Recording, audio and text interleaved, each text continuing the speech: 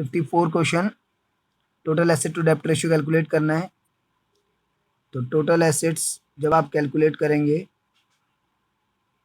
तो आपका जो फिक्स एसेट्स है ग्रॉस गिवन है, उसमें से आप एक्युमुलेटेड डेप्ट माइनस कर दीजिए तो नेट फिक्स एसेट्स आ गया।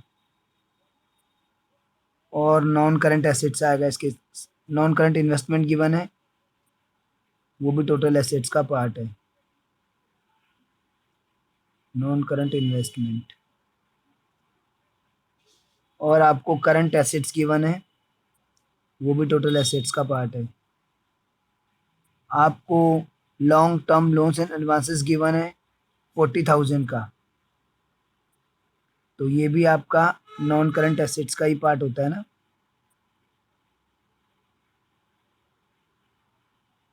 Long terms loans and advances,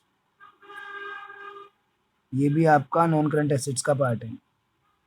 तो नॉन करंट एसेट्स के अंदर आपका जो सब हेडिंग होती है वो होती है एक तो फिक्स एसेट्स, एक नॉन करंट इन्वेस्टमेंट, एक long term loans and advances.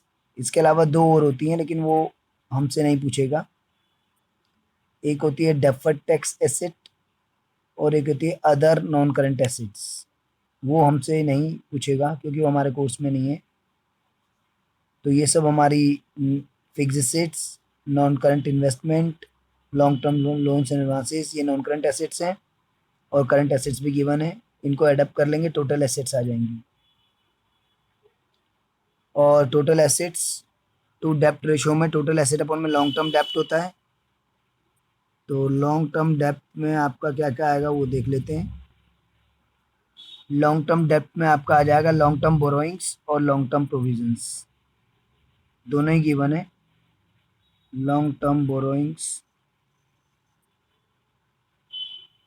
Plus long term provisions, बस इन दोनों वैल्यूज़ को कैलकुलेट करके आपस में डिवाइड कर दीजिए, टोटल एसेट टू डेप्ट रेशियो आ जाएगी।